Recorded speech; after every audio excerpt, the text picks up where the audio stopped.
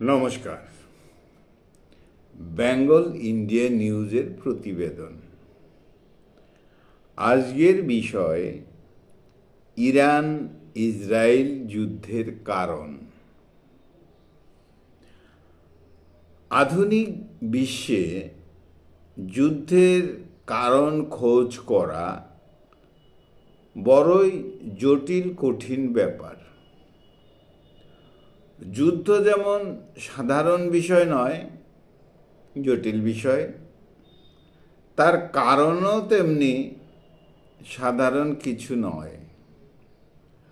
বলা হয় বিশ্বের সকল দেশ শান্তি প্রেমিক, তাদের শান্তি চাই, তারা শান্তি প্রতিষ্ঠা করতে চায়।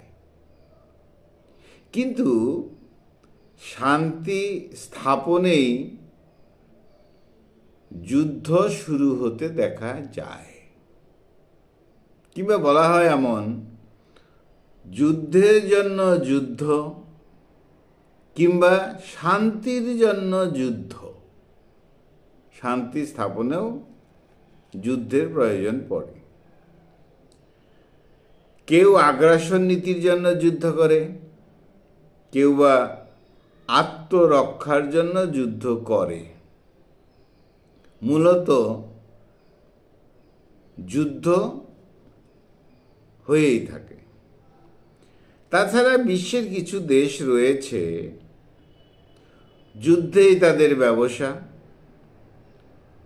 যুদ্ধেই তাদের শক্তি প্রদর্শন, যুদ্ধেই তাদের কৃতিত্ব, যুদ্ধেই তাদের অস্তিত্ব।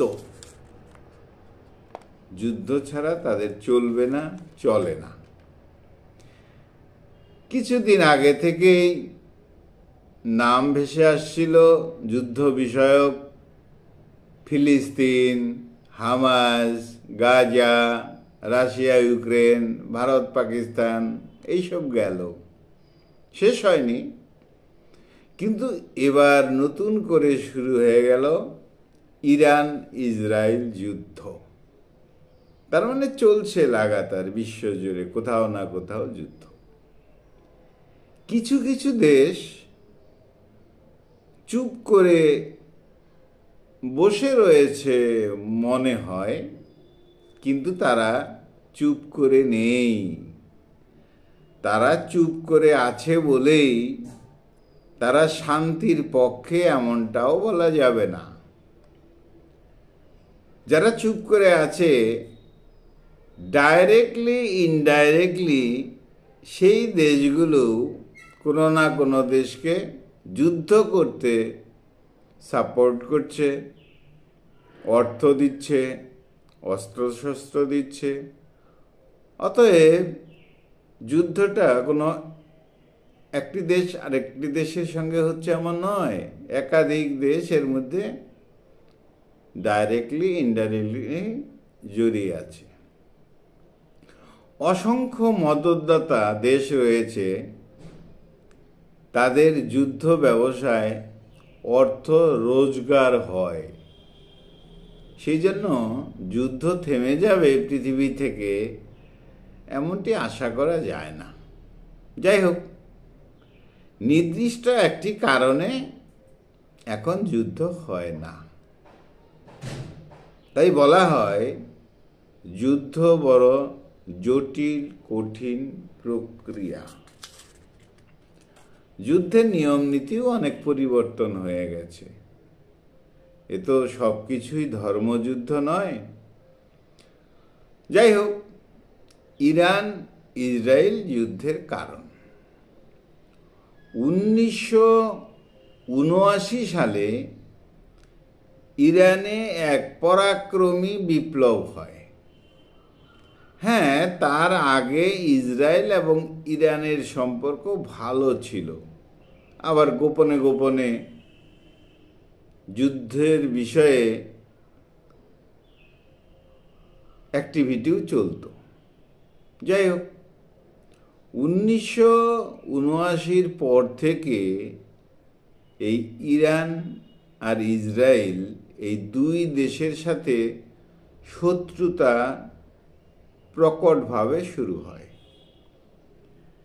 ইরান অর্থাৎ মুসলিম প্রজাতন্ত্র, অপরদিকে ইসরায়েল অর্থাৎ ইহুদিরা, এদের মধ্যে শত্রুতার প্রচার শুরু হয়। অর্থাৎ ইরান, এই মুসলিম প্রজাতন্ত্র, এরা ইহুদিদের বিরুদ্ধে কথা বলে, আবার ইসরায়েলের ইহুদি তারা আবার ইরানিদের বিরুদ্ধে কথা বলে। প্রকাশ্যে ইসরায়েলকে ধ্বংসের কথা বলে এই ইরান। এমনও বলা হয় যে ইসরায়েলকে মানচিত্র থেকে মুছে ফেলতে হবে, এবং ইরান ইসরায়েলকে কোনো রাষ্ট্র বলেই মানতে রাজি নয়। এবার শুরু হয়ে গেল ইসরায়েল অর্থাৎ ইহুদি এবং এই ইরান তাদের বিদ্বেষমূলক কথাবার্তার দ্বারা দীর্ঘদিনের এই প্রভাবে একটা শত্রুতা তৈরি হয়ে গেল। কয়েক দশক ধরে ইরান একটি জোট গড়ে তুলতে প্রয়াস করেছে এবং বিভিন্ন দিক থেকে সমর্থনও এসেছে। লেবাননের হিজবুল্লাহ, গাজায় হামাস, ইয়েমেনের হুথি, সিরিয়ার প্রাক্তন আসাদ সরকার এবং ইরাকের বিভিন্ন মিলিশিয়া সহ প্রক্সি গোষ্ঠীগুলির একটি আঞ্চলিক জোট হয়। তাদের দৃষ্টিভঙ্গি একই থাকে এবং ইসরায়েলের বিরুদ্ধে কথা বলে।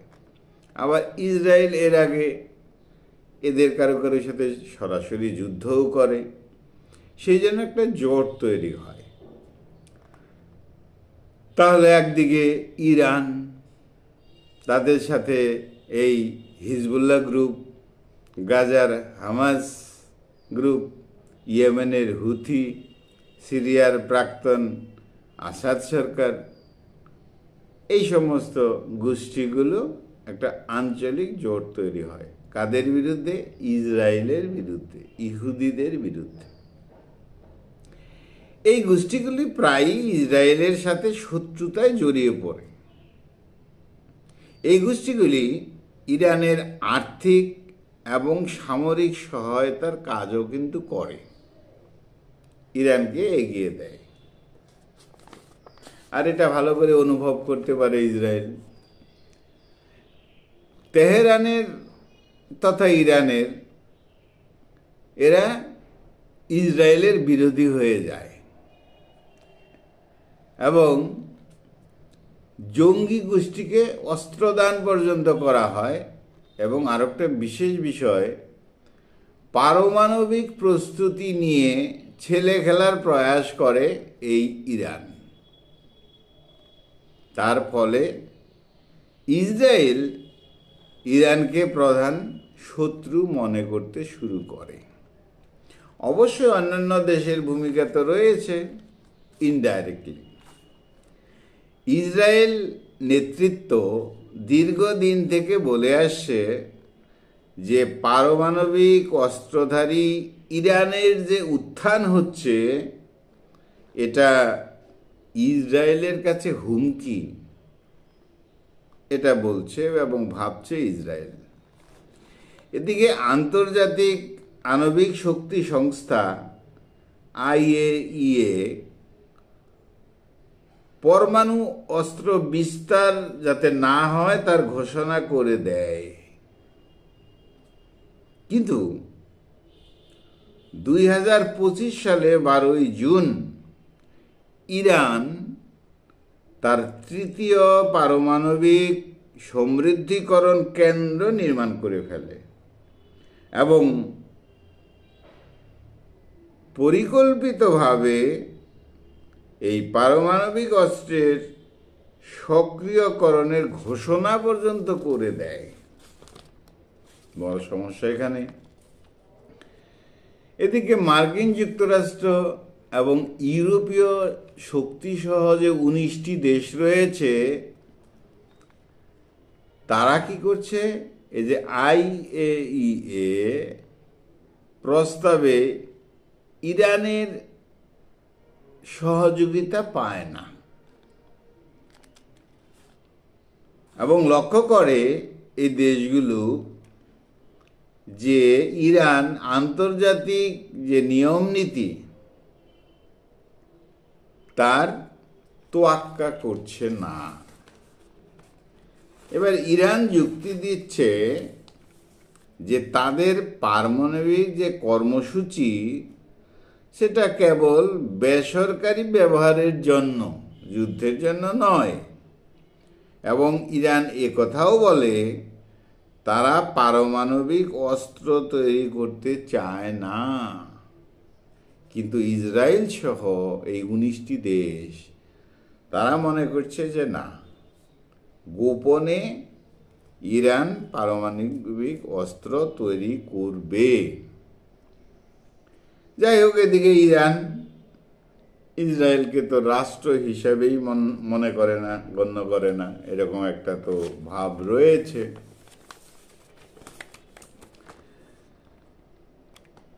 ইসরায়েলি প্রধানমন্ত্রী বেঞ্জামিন নেতানিয়াহু তিনি এবার ঘোষণা করছেন যে ইরানের যে আসন্ন পারমাণবিক হুমকির বিরুদ্ধে ব্যবস্থা নিতেই হবে।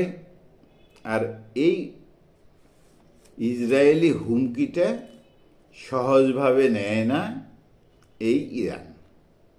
দীর্ঘদিন থেকে তেহরান অর্থাৎ ইরানের নেতারা প্রকাশ্যে ইসরায়েলকে ধ্বংসের ডাক দিয়েছে এবং ইরান কয়েক মাসের মধ্যে পারমাণবিক অস্ত্র তৈরি করতে পারে এমন একটা অনুভব কিন্তু ইসরায়েলিদের রয়েছে। তাই ইসরায়েলের যে প্রধানমন্ত্রী নেতানিয়াহু তিনি বলছেন ইসরায়েলের দ্বন্দ্ব ইরানির যে জনগণ আছে তাদের সাথে নয়, বরং এই যে ইসলামী প্রজাতন্ত্রের নেতৃত্ব যারা রয়েছে, ইরানের যারা নেতৃত্ব রয়েছে তাদের সাথে, জনগণের সাথে নয়। এভাবে 13 জুন 2025 তারিখে শুরু হওয়া ইসরায়েলি বিমান অভিযানের যে কোড অর্থাৎ শুরু হয়ে গেল, তার নাম রাখা হলো operation rising lion. Operation rising lion, এই লায়ন কেন, তারও একটা ইতিহাস রয়েছে। যাই হোক বন্ধুরা, সব কিছু তো একসঙ্গে সম্ভব নয়। এবার ইরান তাদের যে অভিযান তারা নাম দিয়েছে operation true promise. Operation true promise নেতৃত্ব দিচ্ছে আলী খামেনেই। Ali Khamenei. তাহলে ইরান ইসরায়েল যুদ্ধ শুরু হয়ে গেল। ইসরায়েল রাষ্ট্র ইহুদিদের সংখ্যাগরিষ্ঠ যে বিষয়টা রয়েছে ইসরায়েল, আর এদিকে ইরান ইসলামী প্রজাতন্ত্র, তো সশস্ত্র সংঘাত বা যুদ্ধ শুরু হয়ে গেল। ইসরায়েলরা ঘোষণা করে দিয়েছে ইরানের পারমাণবিক কর্মসূচি ধ্বংস করো। কি বিষয়ে যুদ্ধ? ইসরায়েল বলছে যে ইরান যে পারমাণবিক কর্মসূচি শুরু করেছে সেটাকে ধ্বংস করা হবে, নাম্বার 1। নম্বর 2, ইরানের যে ব্যালিস্টিক ক্ষেপণাস্ত্র রয়েছে সেটার ক্ষমতাকে ধ্বংস করা। এটা দুটো কারণ ইসরায়েল বলছে। যাই হোক, ইসরায়েল ফিলিস্তিনি সংঘাতের কালো ছায়া কারণ সবকিছু রয়েছে এই যুদ্ধের পিছনে। কেউ কেউ বলে ধর্মীয় যে বিষয়টা সেটাও রয়েছে, কারণ ইসরায়েল ইহুদি, এদিকে তেহরান অর্থাৎ ইরান মুসলিম প্রজাতন্ত্র। ইসরায়েল আর ইরানের এই যে প্রক্সি ওয়ার যেটাকে বলা হয়, ছোটোখাটো ওয়ার, এটা কিন্তু বিগত 46 ইয়ার্স থেকেই চলছে। 46 ইয়ার্স থেকেই চলছে, দ্বন্দ্বটা চলছে। এদিকে লক্ষ্য করা যাবে যে আরেকটা ছোট কারণ এখানে এসে গেছে, যে প্রাক্তন প্রতিরক্ষা মন্ত্রী আলী সামখানি ইরানের যে সর্বোচ্চ নেতা আয়াতুল্লাহ আলী খামেনির ঘনিষ্ঠ। এই আলী সামখানির হত্যা হয়েছে। দোষারোপ কাকে করা হচ্ছে? ইসরায়েল। ইসরায়েল তো ইহুদিদের সংখ্যা, গরিষ্ঠ সংখ্যা, 80% ইসরায়েলে মুসলিম আছে। যেমন ইরানেও ইহুদি ছিল, সংখ্যা কম, তারা বিভিন্নভাবে বিভিন্ন জায়গায় চলেও গেছে। আর এই ইসরায়েলে ইহুদিদের সংখ্যা তো বলাই হলো 80%, মুসলিম সামান্য, তবে সুন্নি মুসলমান, খ্রিস্টান রয়েছে কিছু, দ্রুজ রয়েছে কিছু। এই ইসরায়েল নিজেদের ইহুদি এবং গণতান্ত্রিক রাষ্ট্র বলে। ইসরায়েল নিজেদেরকে ইহুদি এবং গণতান্ত্রিক রাষ্ট্র বলে। বিশ্বের একমাত্র ইহুদি সংখ্যাগরিষ্ঠ দেশ মনে করে এই ইসরায়েল নিজেদেরকে। তাদের ঈশ্বর জিহোভা বা ইয়াহওয়ে ইহুদি, অর্থাৎ তওবাকারী। ইসরায়েল অর্থ আব্দুল্লাহ বা আল্লাহর বান্দা। যাই হোক, বিভিন্ন কারণ রয়েছে। এদিকে হামাস হলো ফিলিস্তিনের একটি ইসলামী রাজনৈতিক দল। হামাস হলো ফিলিস্তিনের একটি ইসলামী রাজনৈতিক দল। কিছুদিন আগে হামাস নিয়ে প্রবলেম ছিল, ফিলিস্তিন নিয়ে প্রবলেম ছিল, তার কালো ছায়া এখানে পড়েছে। অর্থাৎ এই হামাস, তারা গাজা শহর নিয়ন্ত্রণ করে। হামাসের ইস আদ-দিন আল কাসাম, তার ব্রিগেড নামে একটি সামরিক শাখাও রয়েছে। তাহলে বিভিন্ন কারণ রয়েছে এই ইরান ইসরায়েল। এখানে একটা ধর্মীয় বিবাদ তো রয়েছে। একদিকে ইরানে মুসলিম কমিউনিটিদের একটা বিষয় রয়েছে, তার সাথে সাথে ফিলিস্তিনিদের একটা প্রভাব রয়েছে। বিভিন্নভাবে নামগুলো বলা হলো। ইসরায়েল ইহুদি গ্রুপ। আর নতুন করে যেটা হয়েছে যে ইরান নাকি পারমাণবিক অস্ত্র তৈরি করবে বা করেছে, এই ধরনের খবর রয়েছে ইসরায়েলের কাছে। আর